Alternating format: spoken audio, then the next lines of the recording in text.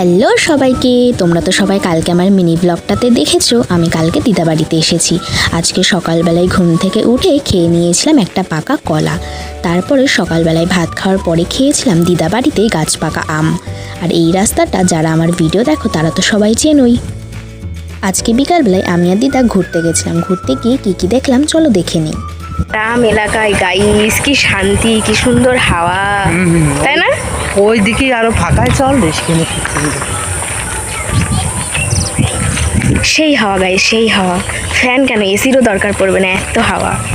গ্রাম এলাকা বর্ষাকাল, গ্রীষ্মকাল, শীতকাল সব কালেই অপরূপ সুন্দর লাগে। আর আমার গ্রাম তো বরাবরই খুবই পছন্দের। এইটা যারা আমার ভিডিও দেখো তারা তো সবাই খুব ভালো করেই জানো।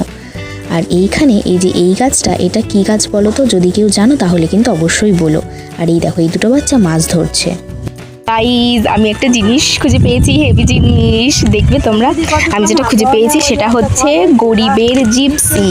এই দেখো কত, ইয়া, এই দেখো।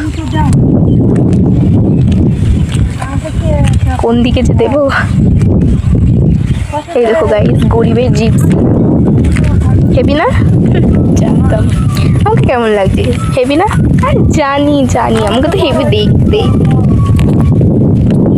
গরিবের জিপসি তোমাদের কেমন লাগলো?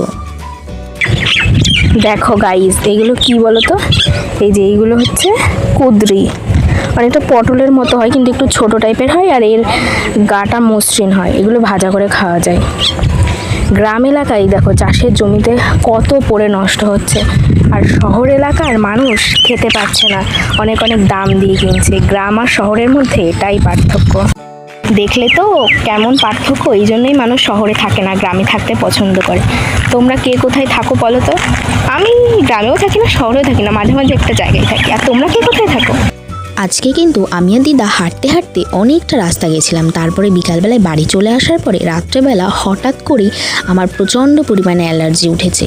সারা মুখ, গলা, পিঠ, হাত সব জায়গা দিয়ে ভরে গেছে। কিন্তু আমি যেহেতু সামনে ক্যামেরাতে ভিডিও করছিলাম সেই জন্য হাতেরটা দেখাতে পারিনি। তারপরে খেয়ে নিয়েছিলাম চাউমিন। দিদা চাউমিনটা করেছিল, অসাধারণ টেস্টি হয়েছিল। রাত্রেবেলা ভাত খাবো না বলছিলাম, তাও দিদা আমাকে জোর করে ভাত খাওয়াবেই।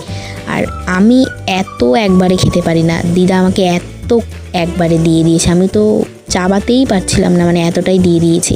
আমি খুব অল্প অল্প করে খাই এবং খেতে আমার প্রচণ্ড টাইম লাগে। আর দিদা আমাকে এতটা দিয়ে দিয়েছে, তারপরে আবার মাছ না কি যেন একটা দিচ্ছিল। যাই হোক, আজকের ভিডিওটা যদি তোমাদের ভালো লাগে তাহলে লাইক, কমেন্ট, শেয়ার এবং সাবস্ক্রাইব করে দিও। আর অবশ্যই পাশে থেকে